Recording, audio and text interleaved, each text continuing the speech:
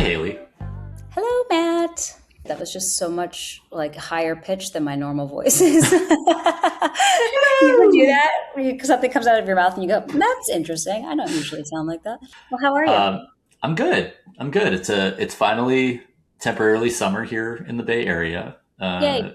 It comes and goes. I'll take it while it's 85 and sunny. So, getting in some good runs, some good walks. The boys are outside. The birds are chirping. People are happy. How is Portland? Portland's good. We're also in summer. It's like perfect weather now for the foreseeable future. So I'm happy as a clam. Is that what they say? No, that's calm as a clam. I'm happy as I don't know, something that's Piggin, big and shit. Sure. piggin shit. We're filming this and recording this the day after we launched. We launched yesterday. How do you We feel? Are you did. We tired? did. Yeah, I think I feel all of the emotions. I think this has been so much work, and I'm very proud of us. I'm proud of you. I feel like we've put a tremendous amount of thought into it. The response has been really heartwarming. I think it's a Yeah. great place to build from. What about you? How do you feel? Oh, I feel all of the same. Also proud of you. And I also think it's funny, like the things that, like you said, we've worked and thought about things for months and got all of our branding and all of the things together. And then there's still things that pop up that we're like, oh, we didn't think about that at all. So we're like still learning, like our fun musical interludes in the beginning when you dedicate our show to a song. Got an email from YouTube yesterday that we are not allowed to use those in certain territories. So we're figuring No, it no, we're not. Copyright infringement. Let's go, out. podcast world. Oops. Oops. Oops. So yeah, it's just Um, funny. I'm like super happy with how things are going, and yeah. also we have some things to learn still, so it's good. We do.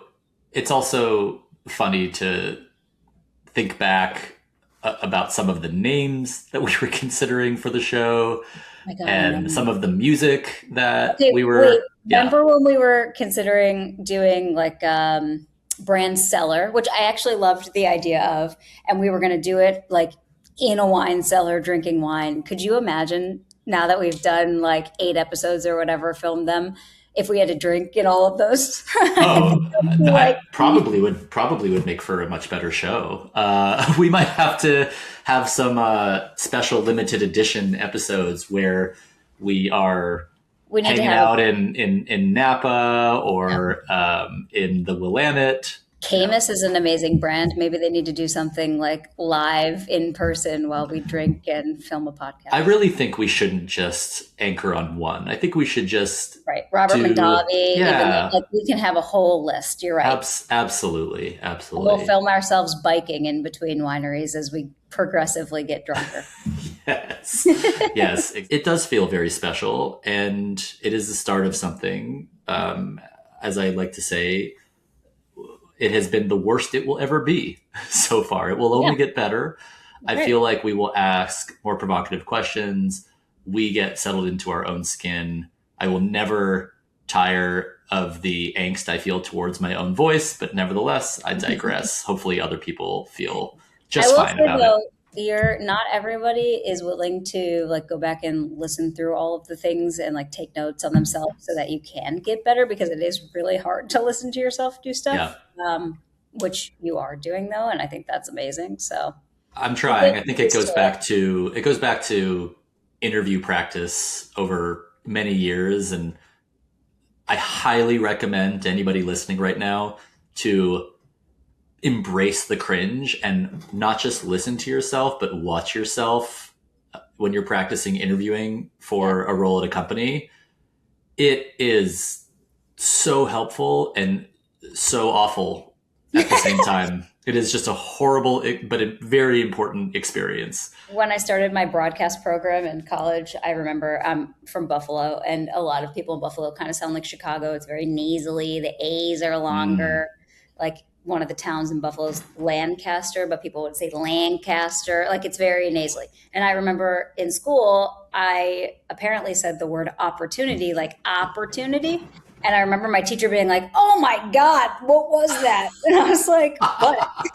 And then I listened to it back. I was like, "Oh God, it sounds terrible." So there's been words that I've had to completely change. I'm excited to talk a little bit about a good news alert.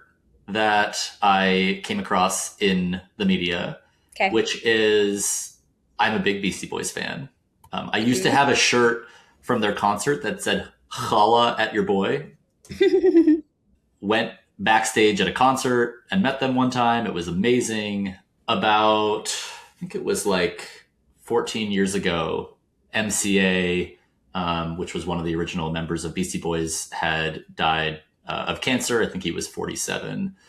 And for a very long time, they did not record anything. And Mike Diamond, aka Mike D, who is 60, will release a solo album called Thank You, which is the first new music by a member of the Beastie Boys since MCA passed. But what I love is that it was made in close involvement with Mike's sons, Davis and Skylar, who live in California and actually have their own group called Very Nice Person. Oh, how funny. Which is great. So I think it's going to release in August. I'm stoked. They are so iconic in terms of experimenting with voice, with the actual like beats themselves and the reverb and all of these things. I think about Sabotage. I think about Fight for Your Right, all of the things that I was just obsessed with when I was, a rapscallion back in Canada. And it's just very heartwarming to know that they're finally sort of able to pick himself up off the mat. I know that there's been many like false starts. They've wanted to make music and just haven't. So that's Interesting. really nice. Yeah, it'll be fun to hear. See how different they sound. Yeah. Yeah. And then meanwhile, I feel like we can't not talk about Hallin's Beaver. Did you see Hallin's Beaver? Oh, hilarious. It was a raccoon. Oh, sorry. I have Canada on the mind. It was a raccoon. Yes, it was. It was the most American thing that he could have. That was literally America. Like he hopped off the plane and was like, guys, I went to America and look at what I found. And it was a raccoon liquor holder. I mean, just incredible. I've never been He's more proud of my country. I know. I know. He is That's so funny. he is funny. It's And interesting to see all of these players, like talk so highly of the U.S. Like it's really amazing to hear all these things and then see what they have bought here, what they take back home when their, eventual run in the World Cup ends. But it's interesting because on my feed, it's like everybody that I know from here trying to Euro summer at the moment. It's like everyone I know is in Europe. They're vacationing for at least like 3 weeks. And every year you're always like, how do these people do this? Like, how are they getting away for like a month at a time? I'm jealous again. And yeah, looks amazing. But it is kind of fun to see that it switched. Like, there's just a ton of Europeans here, and we've all kind of just gone to each it's other's, so funny. All these countries come here and they're like hot dogs, right? subways, Air conditioning. air conditioning. Yeah, it's amazing. As we've said before, it's been very heartwarming. And you mentioned this, but I think I must revisit the fact that the Scottish people that went to Boston drank 3 times more than Boston typically does on St. Patrick's Day. So 3 times. incredible. And It's the only beer, I'm sorry, Anheuser-Busch, but the only beer that could be found in Boston was Bud Light. They drank everything else, but for whatever reason, it Well, that was kind of still makes Bud sense Light. if you think about. I feel like those guys are drinking stouts and Guinness and heavier beers, They like don't Bud Light. want the water of It's like water. beers. Yeah, Yeah. exactly. Yeah.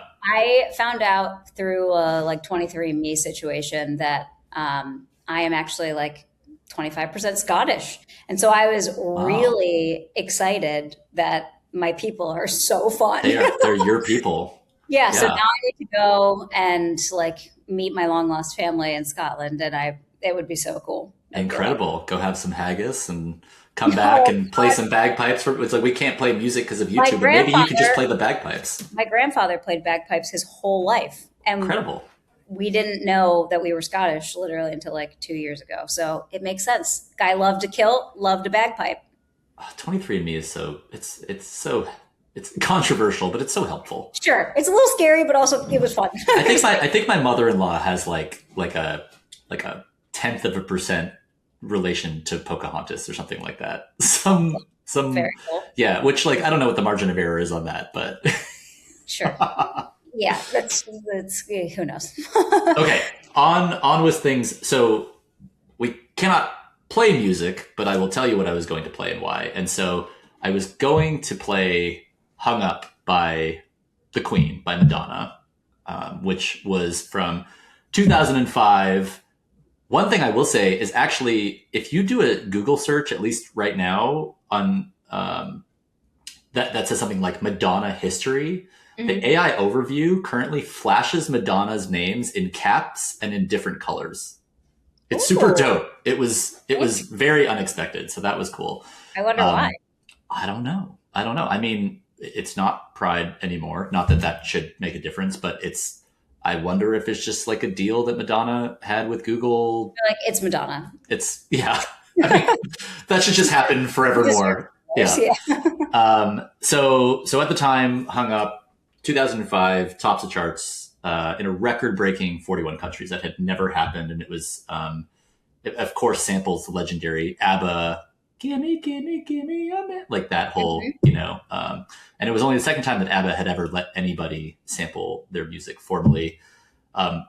This was on the back of 2003 when Madonna actually had a commercial flop with American Life, which was like very politically charged. And the next album had to be amazing or she risked, irrelevance in her late 40s.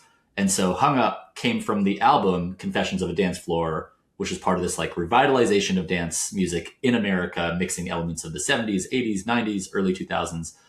And in an interview with MTV in 2005, Madonna says, "I was angry. I had a lot to get off my chest. I made a lot of political statements. But now I feel like I just want to have fun. I want to dance. I want to feel buoyant. And I want to give other people the same feeling. There's a lot of madness in the world around us, and I want people to be happy." Well, fuck. Doesn't that feel a whole hell of a lot like today? Yeah, I was just going to say, it hasn't changed a thing. And she is still doing so and popping up in ways that were super unexpected, which brings us to today. What has changed, right? The world is still fucked. Madonna is still queen at 67. All we want is to feel good and free and respected and seen. And that leads us to, as you were saying, one of the most creative brands in the world, deeply beloved by its communities and purveyors of the gayborhood. And what we will say that we'll talk about, Madonna and this dating app teamed up for a surprise, unannounced Pride Month pop-up concert on June 4th in Times Square, where she took over a massive rotating stage. It was very cool. Treated fans to hits from that album, Confessions of a Dance Floor, because what just came out is Confessions 2, which is now available. So, of course, Hayley, who are we talking about? Grindr! Let's go! Grindr, baby! Let's welcome them to the show. We are really excited today. We have Tristan Pineiro hailing from the island of Menorca, and he actually took a non-traditional path to CMO, studying linguistics before leading PR and comms at Netflix, Bumble, and King, or Candy Crush. At Grindr, he's transformed marketing into a content-first creative hub. Then we have Sarah SJ Jenkins, as her friends know her, is the creative force behind Grindr's Madonna campaign, which she steered from start to finish with what colleagues call superhuman energy, which is so true, just knowing a little bit about you. Before Grindr, she actually ran her own PR agency with clients including Amazon, StockX, Benefit Cosmetics, and Grindr. And she actually met Tristan while she was working at her PR agency, whom she still calls her Candy Crush. Oh my God. The rest is, as they say, history. Welcome to Best Brands on Earth. Welcome. Thank you. Thank you. Lovely to be here. Of course. We are very, very excited. And something that I wanted to ask you to start, because I admire both of you as being sort of bold, creative storytellers, is as we think about the word brand, what does brand mean to you? How do you define it? Because brand is thrown around in this industry so much. So when you hear the word brand, what does that what is that? What do you think of, and what are you trying to instill in your teams, in your organization? That's a great question. I mean, I think brand is everything. We're going in at the deep end. It's everything. It's every touch point that you have with any kind of entity, be it a company, be it a person, be it an institution. Brands should be through every touch point, from customer services to the physical location, to the website, to the way it makes you feel, the way it makes you think, the way you relate to it. That's a bit of a flimsy answer, but I just think brand is everything, and you should be thinking about it all the time at every touch point. You know, I think the companies that are succeeding are the ones that are really aware of what their brand is, who are happy to shape and also stretch their brand as much as possible for the right places, but remain true to it. And it needs to be credible. It needs to be at the heart of every decision. So I think it's everything. I agree. I think it's your own corner of the universe. And I think it translates into a lifestyle. And I think for us at Grindr, it's like gay culture at the Mecca Center, but then it's like, how do we touch music, fashion, art, community, all the things we can kind of walk you through. But I think it's like so defining for consumers too.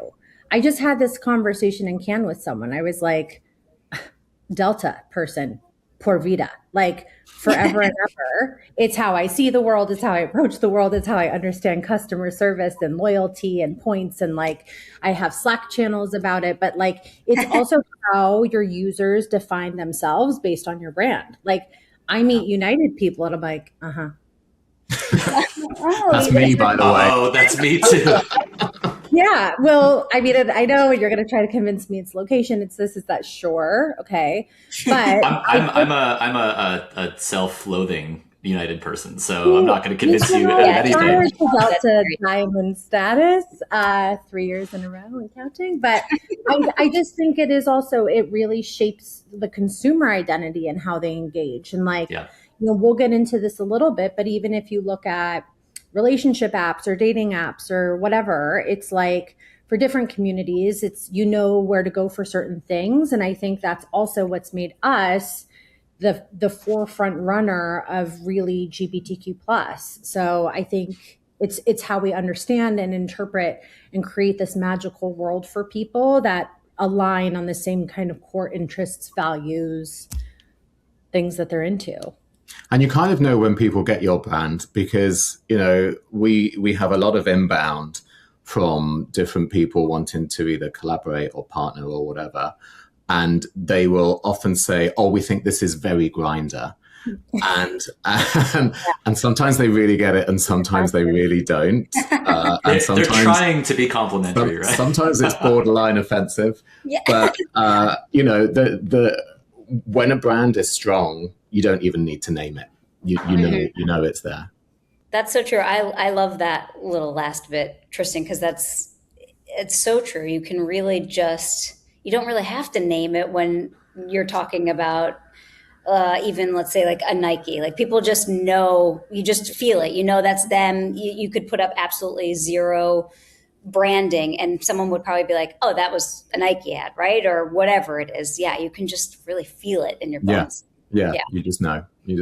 Look at what Levi's just did by covering up their logo as well, and then pulling it through the rest of the company everywhere. That was incredible, and that again just shows the strength of the brand that they could do that. And something that could have been a negative, they turned into a huge positive that got everyone smiling. Well, you actually, so just to go back a little bit and probably how you really understand how to tell these stories, you did study linguistics and kind of the study of language. Do you feel like that made a massive difference in how you have kind of learned to speak to consumers and big audiences? I do. It was absolutely not on purpose because So I grew up speaking 3 languages, and so it was a bit of a cheat. People said, oh, study languages. You'll always need languages. And then when I actually went onto the job market, I was like, oh, I can speak French and Spanish and English. And people were like, yeah, but what can you actually do?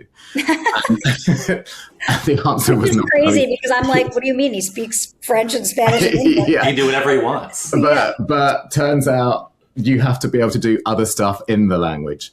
But yes, I really do, because, sociolinguistics really teaches you a lot about how people communicate, how they receive messages, the words that matter. The main thing that you learn in communications is that, only 70% of what's being communicated is the words themselves. The rest of it is everything else that is around it, from body language to tone to environment to purpose, all of those things. And so I think when it comes to being a professional communicator, you just keep a lot more of that in mind, and you're much more aware of how your words might land, because you can't, if it is just written, you can't hear the tone, you can't see the face, you can't see the intention. So all of that is the world that you need to create all around your communications. And I think ultimately that is what marketing is. So yeah. Yes, it turned out to be very useful, although I ended university and I actually started working at a bank, which was, I soon found out, a very big mistake. Well, you also approached once to be an international spy. But I was going to say international man of mystery. Yes. He can communicate about that, but he also has critical investigation skills. So yes, I do. Well, no, because I didn't get the job. you both come from the comms background too, and SJ, you studied English, right, or English lit? I think something, right? And so so we're going back. So how has that, as you've teamed up both as agency and client, and now together at Grindr, how has that shaped how you think about developing campaigns and creative and positioning through the lens of kind of a comms first, content first, versus more of a traditional business brand management style background? I think it's interesting because, I came from big agency background. I have a crazy, I did film PR, fashion PR, music, all of it. But when I kind of transitioned to agency, and Tristan this is kind of our love language. I really found that a lot of these bigger shops historically, not necessarily now, because I think everyone in the industry has come a long way, but I think people like to make it very complicated and use very jargony things. And I think, at the heart of it, and something Tristan always pushes us on, is just have a real conversation. You can be effectively, I think Einstein said it, don't quote me, but you can be the smartest person in the room. And if you can't communicate it really, really, really simply to anyone, it doesn't matter. It's completely ineffective. And I think I was just drowning in this dismal sea of decks that were just jargon and catchwords, and it was such epic bullshit. I was exhausted and I'm like, this is not what anyone cares about. And I think taking a fresh, cheeky approach that's very real is critically important, but backing it up with things that people talk about. I want to say it was years ago, but I was shaping this PR agency, I opened the first global outpost of an international agency. I went into meetings and people had data teams and insights teams. And I'm like, I love that. My insights are actually coming from shower thoughts in streams in Reddit, because this is the weird shit everyone's thinking about and no one's saying out loud, or what is the thing that everybody, Tristan and I love talking about, what is the thing we're all not saying? And I think that's even as it applies to Grindr, so many people use this app. It's such a lifeline. And I think one of the first things when Tristan and I talked about Grindr was we want to remove the stigma and have everybody's doing it, everybody's using it. How do we get them to talk about it? So, sorry, this is very long-winded, but I think creative's job is to really go hard on what is the thing that everyone's doing, thinking, seeing, feeling, and how do you apply it with a really unique human truth insight, and then build the creative around it. Well, one of the things that I'll say, I always say is so underrated as I've ever built teams or reviewed resumes. For the life of me, I don't understand why lived experience isn't more well represented on people's, little sheets of paper. So it's always about like, what did they do at the last company or what have you. And, Tristan, I wanted to hear a little bit about this from you because, dating back to the early 90s out of college, you're promoting queer clubs in Manchester at a time when there's this, incredible sort of gay revolution happening outside of London.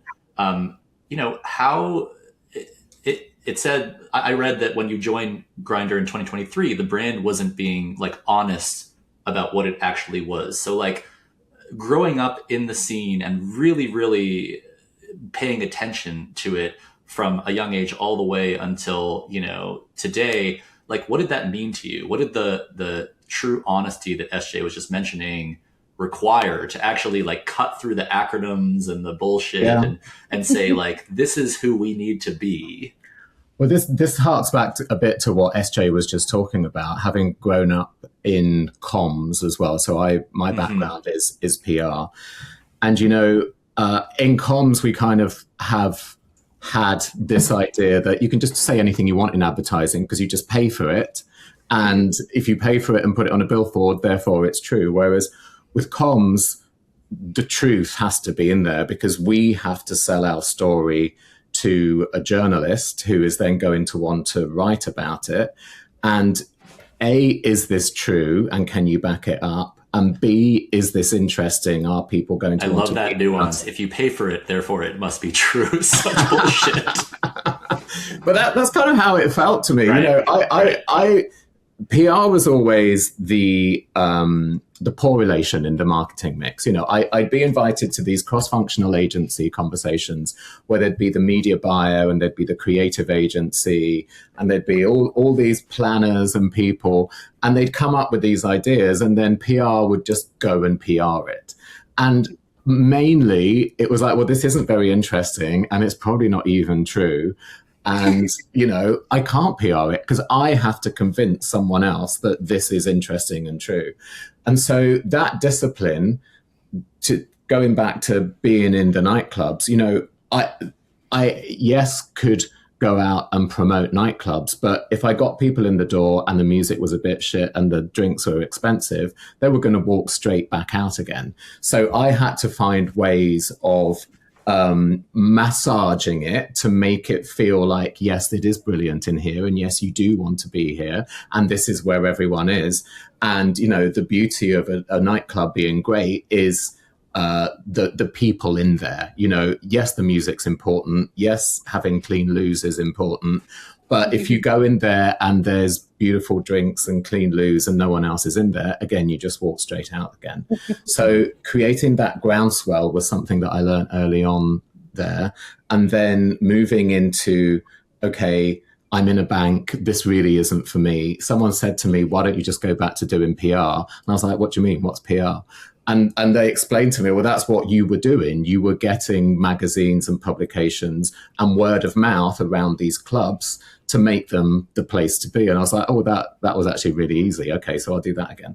And and so then, the whole building a story in PR. And again, PR budgets are always the smallest budgets that you get in the marketing mix. It's like, here's some pennies for you to go and do some magic and get everyone to talk about it.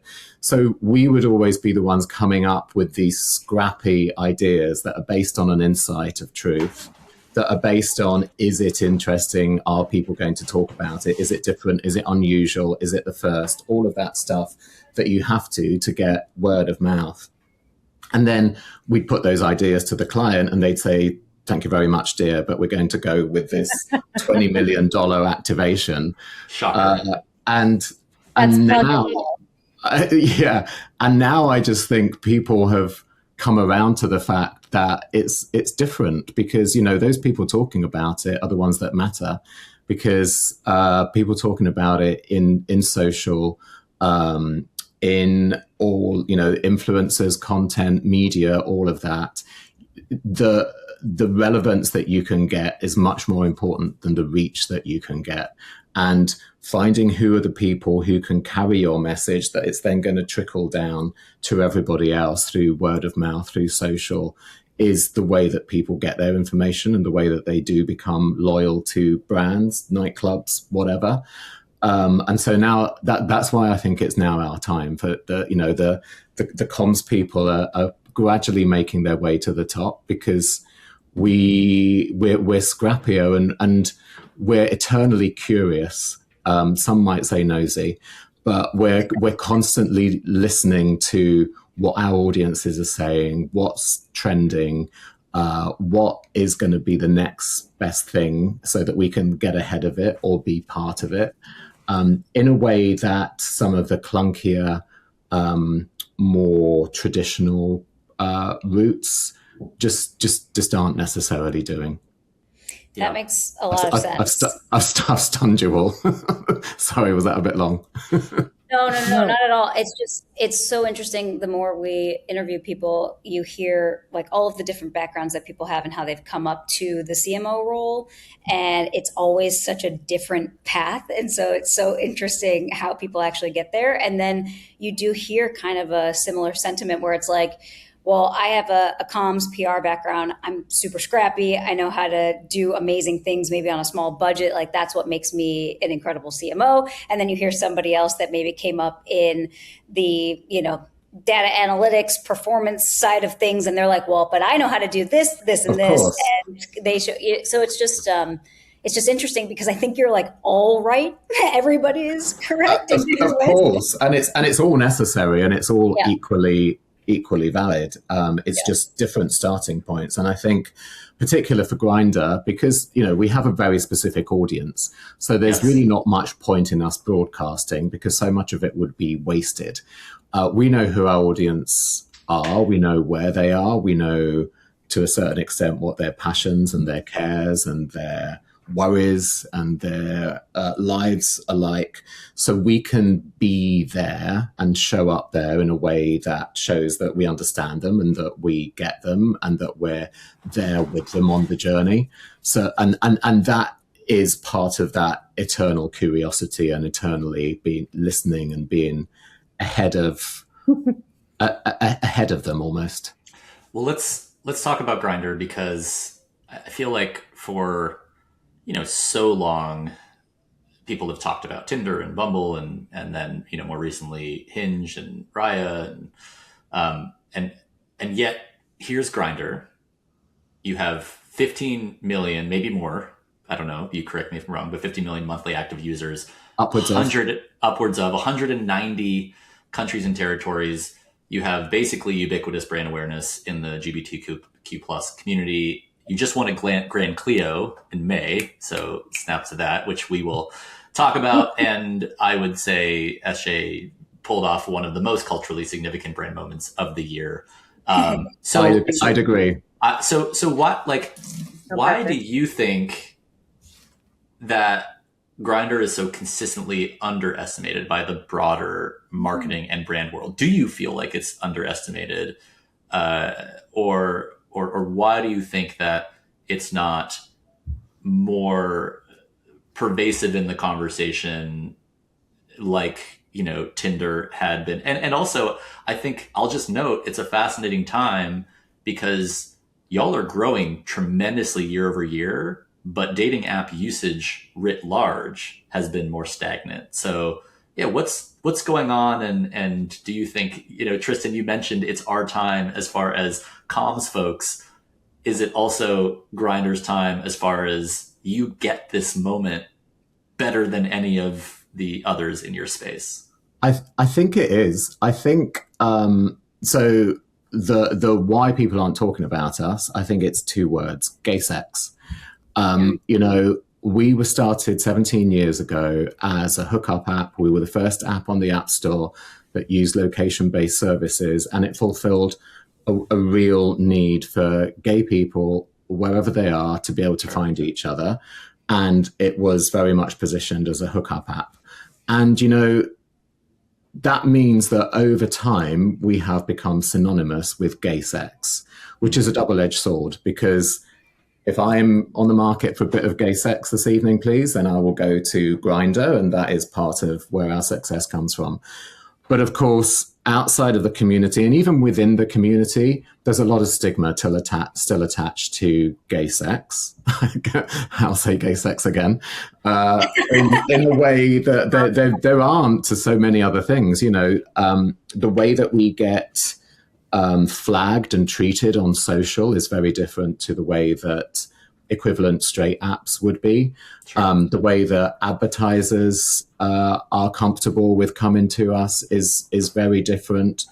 Within the investor community, because we're publicly traded, it's very different as well. And going back to what the truth of our app is that yes, we absolutely are a gay hookup app, but we're also so much more than that.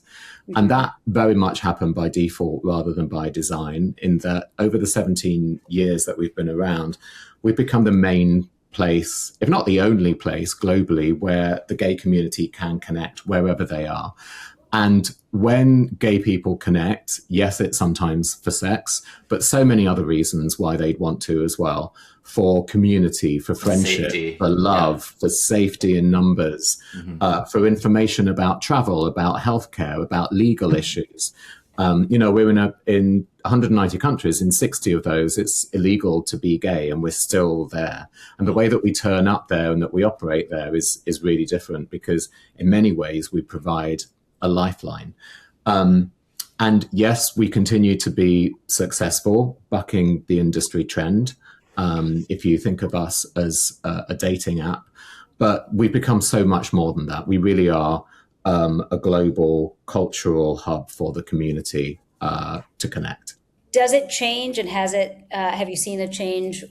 Well, the culture is starting to really accept watching it even on TV. Like, you have the heated rivalries of the world, and it's just this cultural phenomenon where people of all age and sexuality are absolutely loving watching the love story of two men. Does that feel, and do you feel that change inside of Grindr?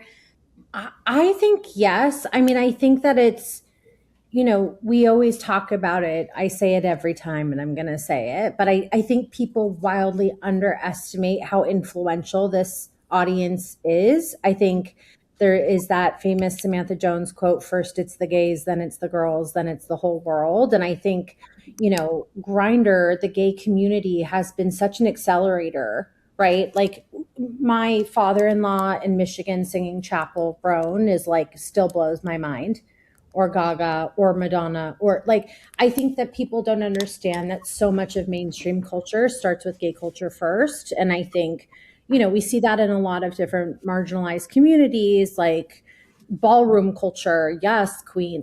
This has been happening forever and ever and ever.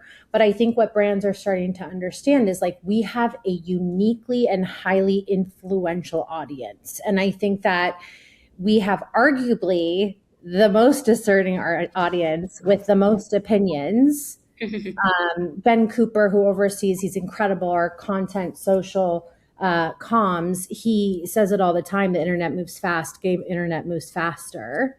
I think it's a more demanding audience, and I think that brands, consumers, people that want to make moves into mainstream culture should start looking at this community working with Grindr as a platform to really superpower things forward into culture, because again, I think this is where it starts, and I think we're seeing that with some of our different partnerships and initiatives. But and I think there's different things.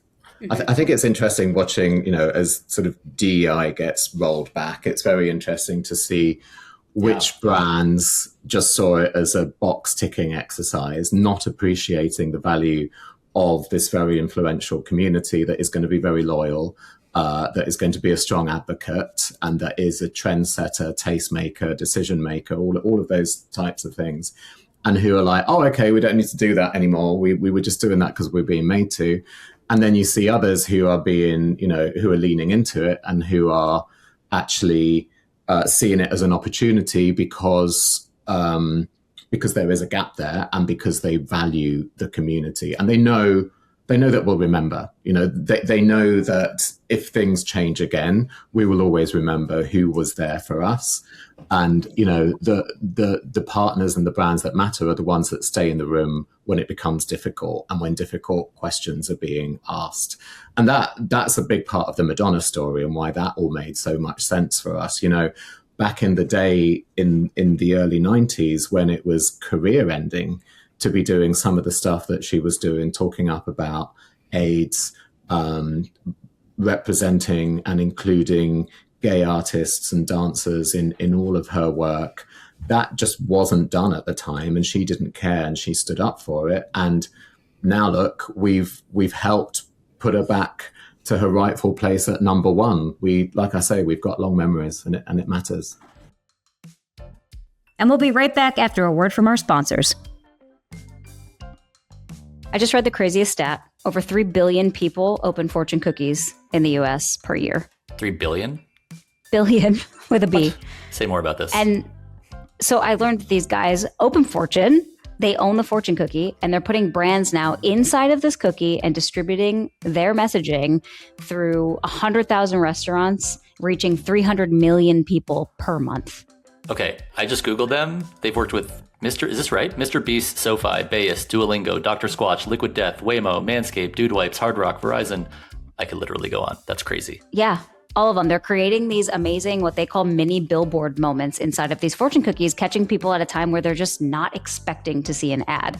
It's a really cool Trojan horse marketing idea. I should have thought of this.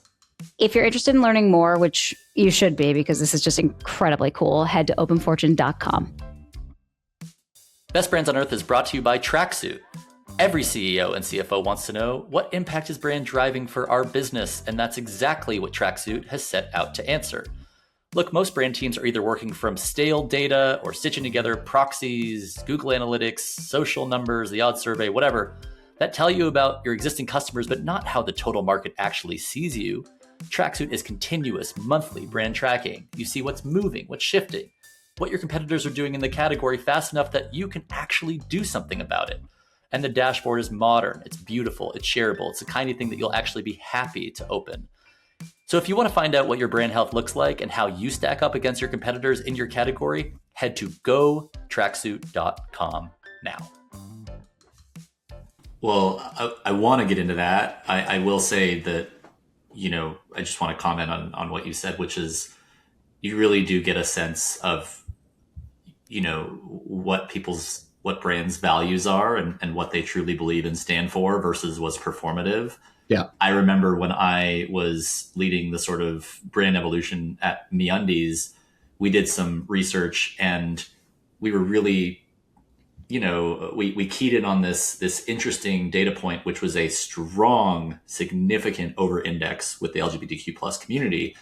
And, you know, SJ, you talked about it starts with the gays and goes to the girl. And we felt like, wow, this is an opportunity for us to lean into what we believe can transform this brand, which is this celebration of being authentically who you are, celebrating individuality and self-expression, and MeUndies being sort of the first thing you put on in the morning, and a wink to yourself.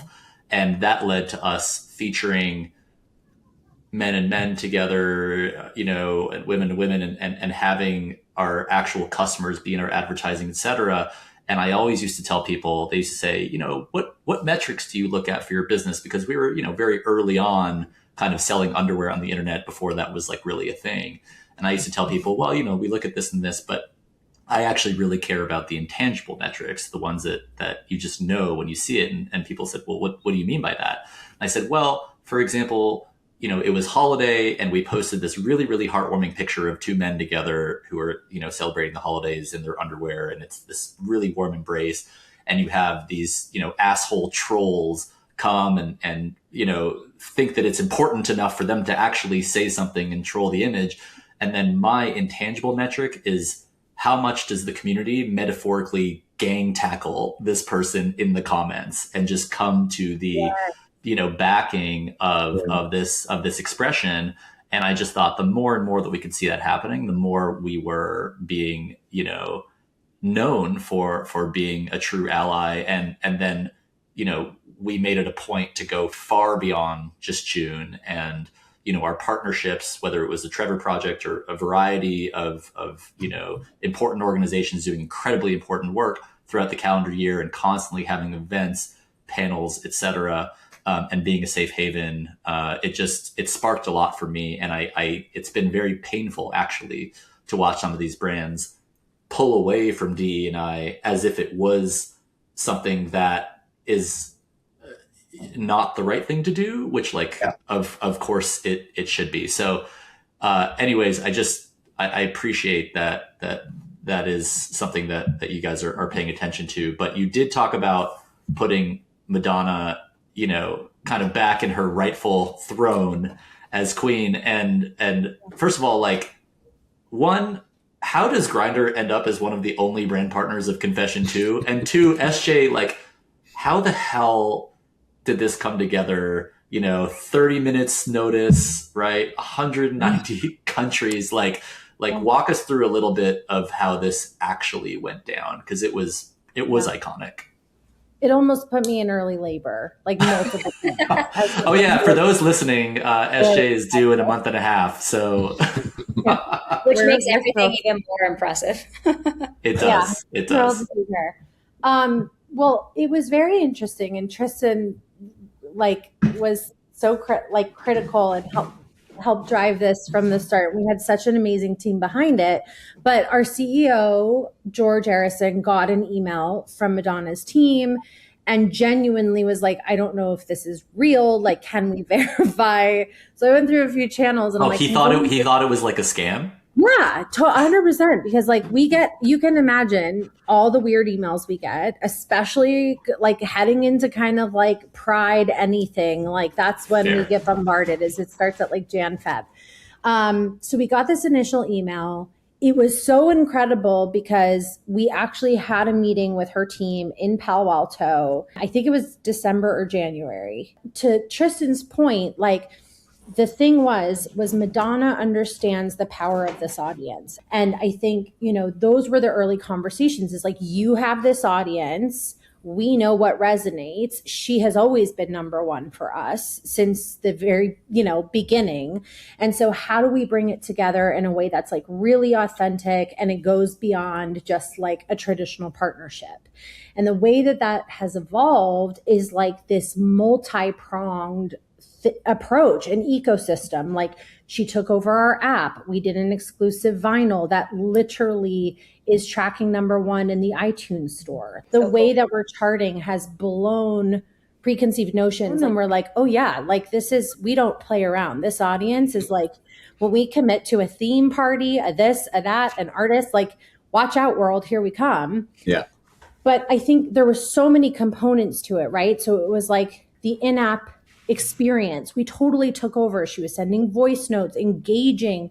We had, a content series with her where she spilled some of the most steaming, piping hot tea on former lovers. If you haven't checked it out, I've seen it. It's awesome.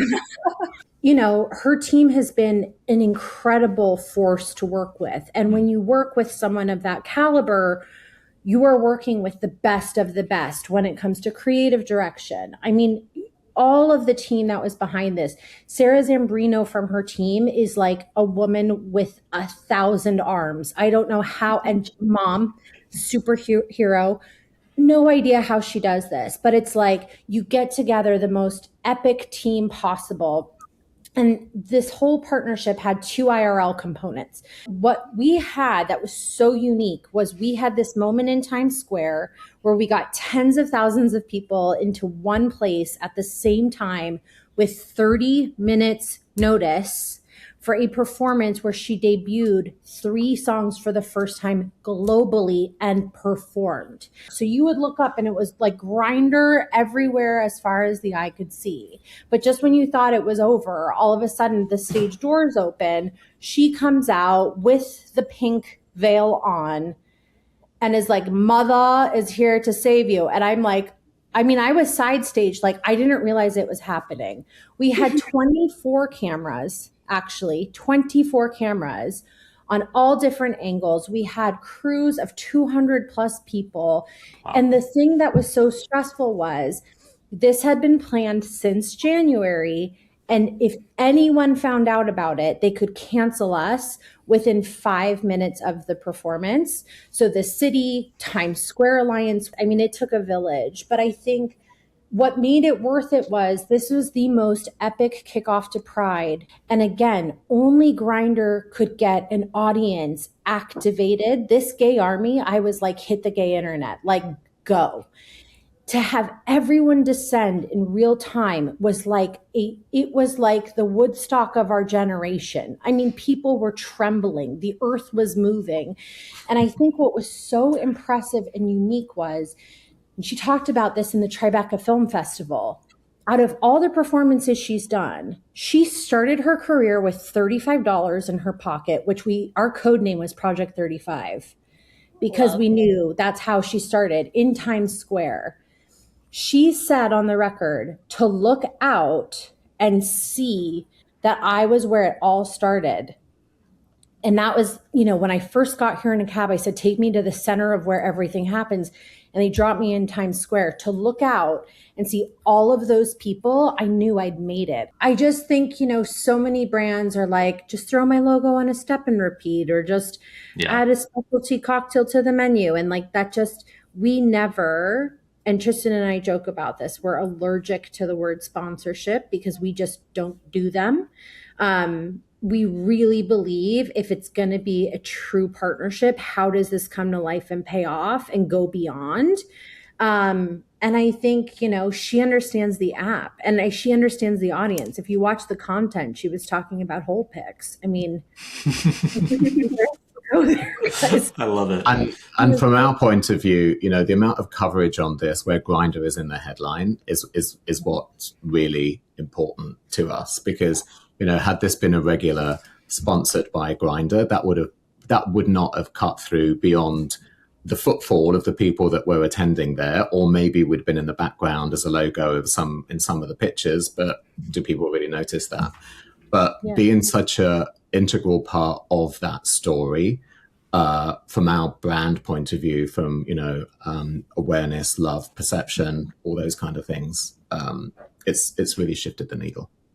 And I think now, hopefully, artists, labels are seeing us differently again as an accelerator, right? Mm-hmm. Like, and this is not something just unique to Madonna. Like, we had Slayyyter perform at our pleasure ball last Halloween, and Crank was debuted at midnight at our event. And now it's one of the top trending albums on Instagram. So it's like we always kind of identify what we think will blow up.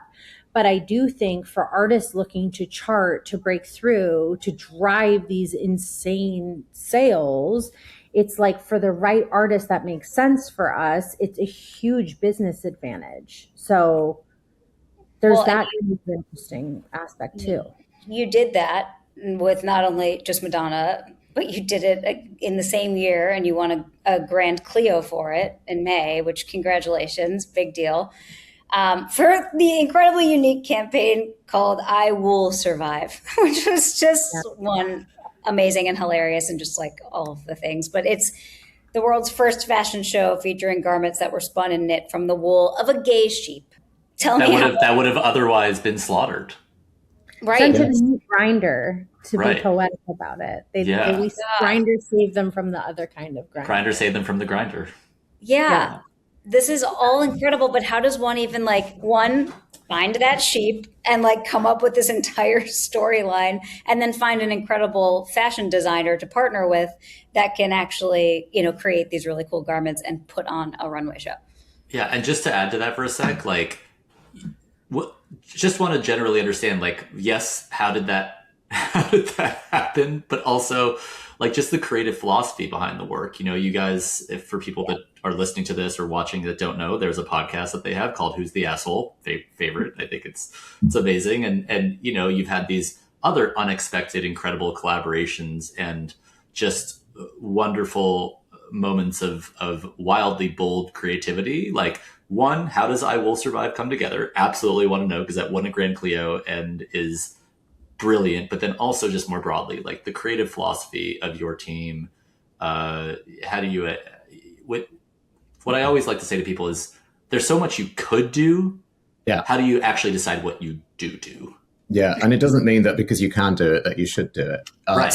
Especially now with AI, where there's so much that can be created, automated, measured, insights, all of that. I think the real skill now, to your point, is having the level of taste and judgment to know, okay, what should we be doing?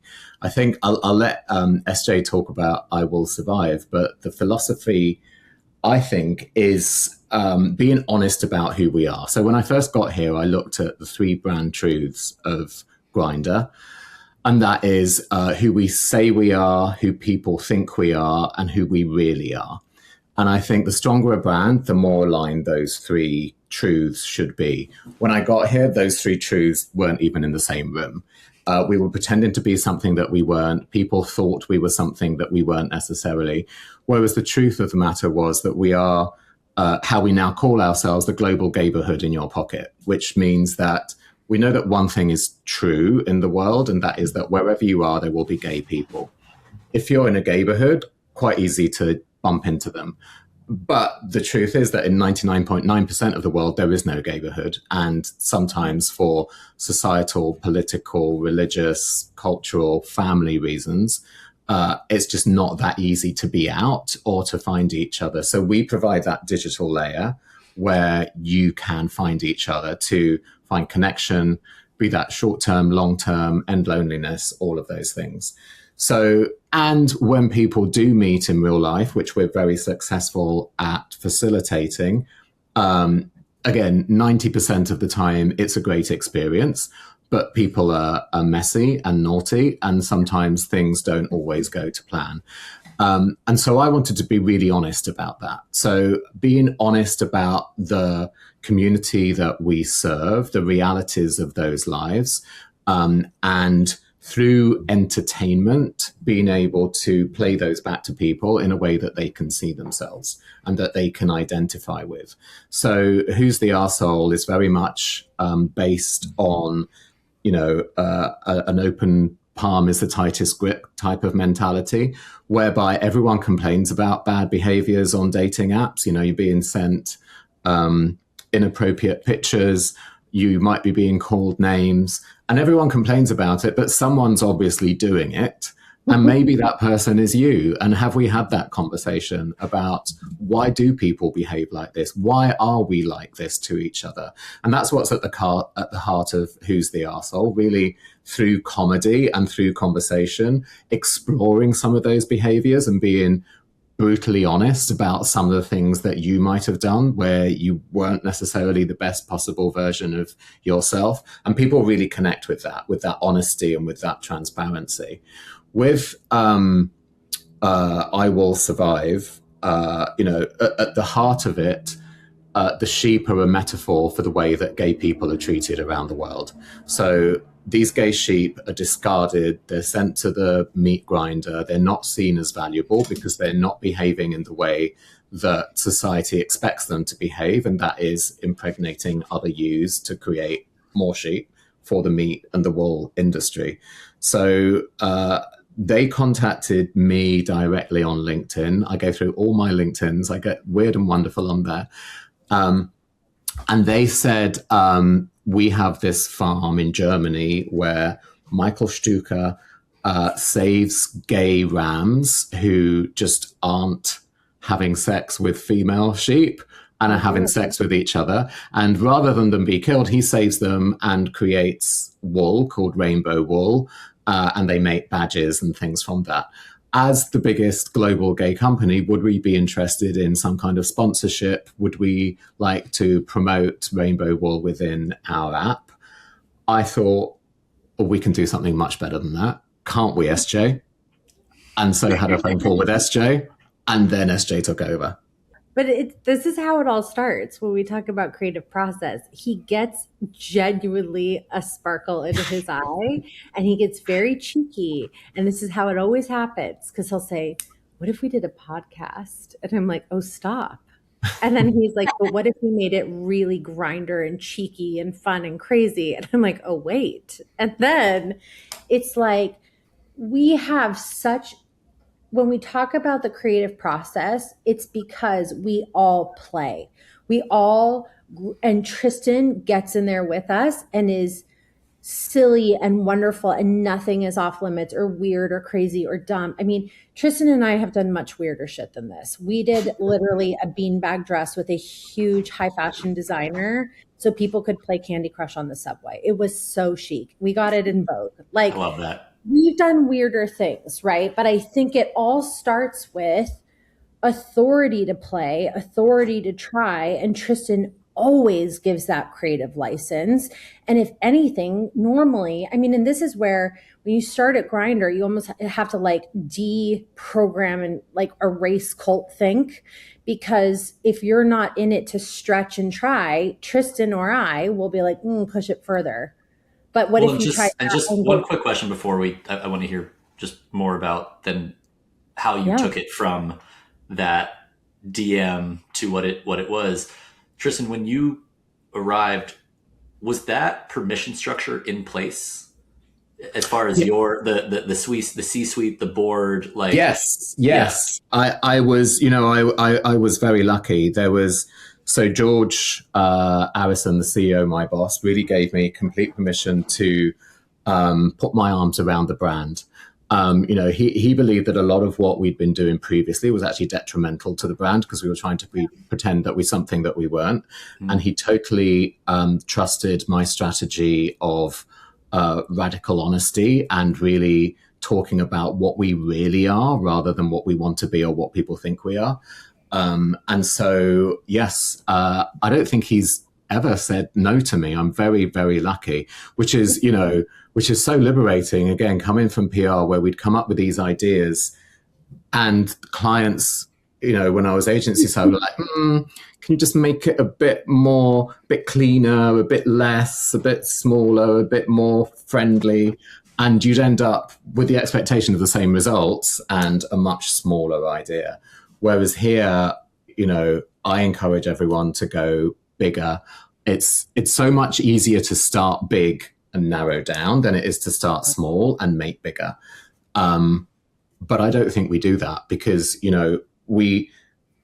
I've got an incredible team here who are members of the community and strong allies who really understand, who voraciously devour content and trends and everything.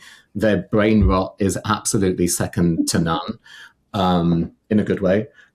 So yeah, the ideas keep coming, and we've probably got enough to keep going for another 10 years, to be perfectly honest, which is an incredible place to be in. I keep getting told I can't follow any more accounts on Instagram. Like I've reached my max. Like you'll find your stuff. It was like, yes, but at like 3 a.m. or something, we're all like sending each other stuff on Instagram, being like, this is so weird. Like what, or interesting, or you like, where do we go with this? But you're about to be up at like all hours of the night. And so it's going to get worse. It's going to get worse. Totally. But yeah, I think it all starts with like total creative authority. And then it is like building from that and then bringing in the right partners. So like for Rainbow Wolf, for example, like I had obviously worshipped Kelly Catrone my whole adult life, just like fangirling to an extent that was insanity. And I just, Tristan's like, who would we get in to be like a fashion PR partner with us? And I'm like, there's only one person. There's literally only one person that could ever pull this off with us. And I DM'd her and she said, call me. And I was hyperventilating, and it was supposed to be a 20-minute call. It turned into like 4 hours, where she told me extensively that there's also gay dolphins and went into a lot of the detail. Like she really knew about this specialty. But the point is that she really came up with the strategy with us, and she developed it from the start. And she knew the right designers and introduced us to Michael Schmidt, who is such an icon and a legend in his own right, and talk about a gay icon. I mean, and he really worked with us to develop this whole comprehensive approach, which was like 30 plus looks based on like gay icons and trends and fetishes and everything you could kind of imagine, and archetypes throughout history, right? So we had a wrestler, we had a medieval knight, we had a lumberjack, we had a Scotsman. Like, we really covered the gamut. But like, I think what was so fascinating was we had to instinctively trust Kelly's steer on this. And then her bringing it to the center, us bringing in our incredible internal team, Ben Cooper, Alex Sacriponte, like Peyton Miller, Joey, like we have such an insane group of specialists. Like, we have an incredibly strong bench. Like, every single one of them is impressive in what they do and how they steer things. So I think it's, you know, we bring in the right external partners. They guide us. We listen. We use listening ears, which parents, we get that. But there has to be that trust. And Tristan always pushes us to like trust the partner. And we did that. And we executed like arguably the most bizarro but fabulous fashion show like New York has seen in a hot minute. I mean, we got a page and a half from Vanessa Friedman of the New York Times. Also, she posted saying it was her favorite story of the year. Like, this doesn't happen. And it also set the stage for us to then after follow it up with a Willie Chavarria partnership. Like, it's just building this momentum and showing like we are so incredible. With.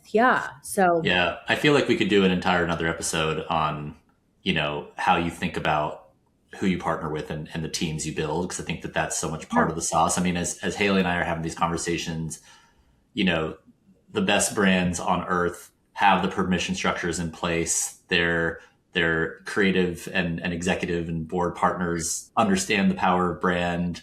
They give them the latitude to do what they do, you know, have to have incredible teams, all these things. Take chances and fail really is. And you have to be prepared to fail.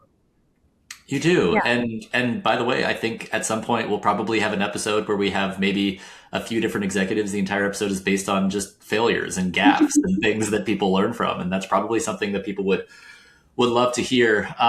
Okay. Well, we're coming up on it. And of course we'd love to have you back and talk about what the heck you get up to in the next year. Cause I can only imagine, but we have just 3 quick last things.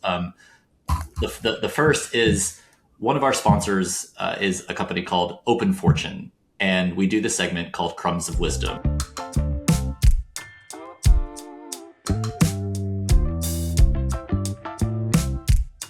And so Open Fortune, basically, if you don't know them, they own the fortune cookie as a marketing medium.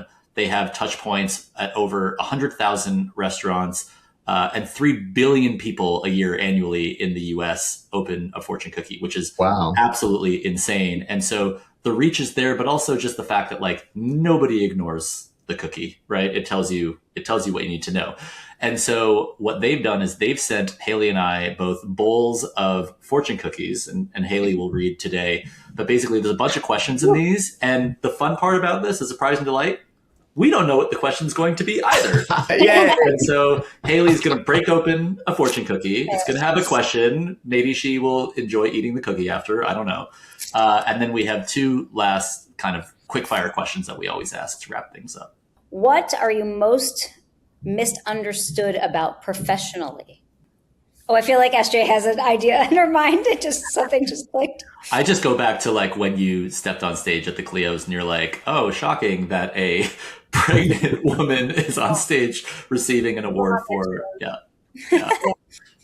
I think for me, it's like, there is an element of perfectionism and like obsession that you really do have to have. Like, you've got to like live, breathe. You've got to like, this has got to be your thing and your obsession and your drive. And I think, you know, because that's what it takes to like get it to where, you know, when you work with other people that have that kind of same mentality, it's really helpful. But so do you think people think that you're too much like that? Probably. Yes. Ooh, I don't know. We might need to edit them. This is a difficult one. What I will say is that very often I'm the quietest person in the room. And I think that people, particularly in America, misunderstand that as lack of engagement, lack of ideas, lack of enthusiasm. But I'm a firm believer that we have 2 ears and 1 mouth, and there's a reason for that. I place a lot of value on listening, ingesting, and really only speaking if I've got something to say. So I think my quietness gets misunderstood. That's a good answer. I could see us Americans being like, why didn't he jump in? Why is he not talking? Why is he not talking? He is a sponge. He takes it in and he goes, Yeah, but isn't that technically how we all should be? Yeah. Right. Like, let's ingest it, process it before we just like. There's a lot of things that we in North America can learn from non North Americans. Sure. Well, amazing. Okay, so I'll ask the question, then Hayley can wrap it up. But we always like to ask, you guys have such an incredible brand, are continuing to work on that. But what is one brand, could be in any category, that you think has done such an incredible job building their community, building their brand, standing for what they stand for, that inspires you or you look to as sort of, always kind of keeping a pulse on, like, what are they doing? I know who SJ is going to say, so I'm going to say a different one. I've always been a big fan of Virgin Atlantic. I think the way they show up is so true to their brand. They really know their personality. They know their voice. They know their audience. They turn up in surprising and inspiring and different ways. I think, in a world where airlines tend to conform quite a lot, and it's either a story of luxury or value with very little in the middle, I think they've really they've really cornered a specific area of the market. They just recently announced that they were removing gendered uniforms so that anyone could wear anything. And that's something that they could have done right when they launched. So the fact that they've remained consistent, but evolved with the times, but stayed true to themselves, is something that I always watch and really admire. That. You thought she was going to say Delta. I don't think. Okay, mine. Who are you going to say? Coterie diapers. Oh, I didn't know that. I didn't know that. Okay. No, I know. This is why I'm like, I misunderstood. Shout out to Frank Hugh. Awesome. I redo my misunderstood question. So I had my son in the middle of COVID in 2020, dark, terrifying time. Everything was really scary. And I started ordering these diapers, mail delivery, and they had hip hop lyrics on them at the time. It was like old school, early 2000s. And like the joy this brought me in that moment at 3 a.m. where I needed a diaper was like unparalleled. And I think the way I texted them, and they had two-way chat, but it was like so human. And I'm like, girl, and like they would tell me jokes. I mean, it was like, I literally wrote them a letter when he was out of diapers, and I'm like, I miss you. Like, can we like do this again? And like everything about them, from their out of home, was like ridiculous, and it never took themselves too seriously, and it wasn't so cutesy, and like Pampers made me I was like, I'm not that kind of mom. I'm not a cool mom. I'm like, I'm just whatever, and I'm me. And I just felt seen by them. And like those hip hop lyrics, I think they stopped that. And I'm also, again, going to like re-engage. Write a letter.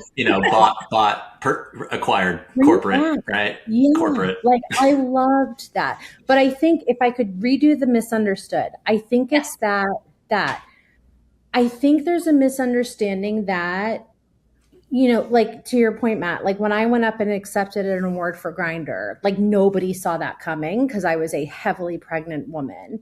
And of course, like I am a member of the community, but I also am an ally. And I think, instinctively, like people don't peg me as someone that could help shape creative for a gay brand, but I'm able to do it because I put in the time, I put in the heart, and I have amazing team members around me, like Tristan and everyone. And I do my best to educate myself, but also like live and breathe and truly like understand the culture and know what I don't know. Like I'm not going to show up in meetings like, yes, queen, like maybe once every couple years or so. But yeah, like I'm just like, it's knowing what you don't know and being fine with that and being like, I'm a mom that works at Grindr. Well, and that's what I was saying before. It's so helpful to have a diversity of perspectives, even if you are catering to an audience that isn't everyone, right? And actually, I think sometimes it's more important. Okay, last question, you two. Why is Grindr one of the best brands on earth? It is one of the best brands on earth. I think it's one of the best brands on earth because it has a mission and provides a function, and also is true to itself and has fun along the way. So there's so much going on that people just don't expect. People see us as just a hookup app. I always say the problem with that is not the word hookup, it's the word just. Our mission that is ingrained in the company is to create a world where the lives of our community are free, equal, and just. And that is really ingrained in everyone who works here. We have a strong public affairs function in DC and increasingly in Europe. We partner with NGOs all around the world to help them provide information to the community in areas where they may be under attack or may be in danger. And that mission is going to be product of the business success. So the bigger we are, the more we take our place on the global stage and get more recognition, the more power we'll have to be able to effect positive change for the community. A few years ago, if we'd have gone to a legislator and said we don't agree with that legislation, they'd have slapped us away and said, you're just a hookup app. What do you know about anything? Go away. Whereas now we are actually able to have impact and to make change. And, with stuff like rollback of HIV care, we were able to lobby and positively impact that. So the fact that that is true to the company and a product of the success, and that we are so in community culture that we understand needs, fears, desires, lives, that we're so synonymous and in tune with our community, I think just makes us a really strong brand, and one that people shouldn't be ignoring. That was so good. And it's those intangible metrics that I was talking about, right? To say we would have gotten slapped and now we're actually able to influence policy. Yes, and we are. The ultimate compliment. SJ, you have the last word if you want it, but honestly, this has been so brilliant and like one of our favorite conversations so far, for sure. I think it was perfect. I think it's just to like put the cherry on top. It's bringing this to the mainstream. It's showing up through the neighborhood for people that aren't in WeHo or New York City and giving them that lifeline. But it's also like making waves. And I think we talked about this offline, but it's like making waves to get coverage in like People magazine, so that a mom in Kansas City at her nail salon getting a pedicure opens it up, reads about all the positive, amazing things Grindr is doing, and is like, oh my God, my son is gay. That's so interesting and cool. And I can talk to him about it. And this is becoming something just more talked about, removing the stigma from all angles. And I think just becoming part of and driving the mainstream conversation. I completely agree. I go back to what Hayley was saying before, which is it doesn't have to be about only influencing those who are of a sexual orientation or identity or identification. It can be influencing either people to become stronger allies, or for people to be more open just in how they express themselves by being influenced by others who are so proud to do so. And I think that in my life, I have one of my best friends, former roommates, is gay. My brother-in-law is gay. I'm surrounded by incredibly brilliant and warm people that have influenced my life. And so I just deeply appreciate what you guys are doing, because I think that it's so important on a level that is so far beyond just a hookup app. But the fact that you have a hookup app where you are so caring about people being safe and being able to do those things and find each other, it's come so far from where this whole swipe culture all started. And so amazing work. And thank you for giving us a bunch of your time. You're both incredibly busy and wildly talented, and we can't wait to see what's next. we are just wait and see. Just wait and see what you've got picked up. Yeah, from sheep to Madonna, no pressure. No. Where next? Where next? Amazing. Awesome. It's been an absolute pleasure. Thank you so much. Thank you. Yeah, thank you guys. This is great.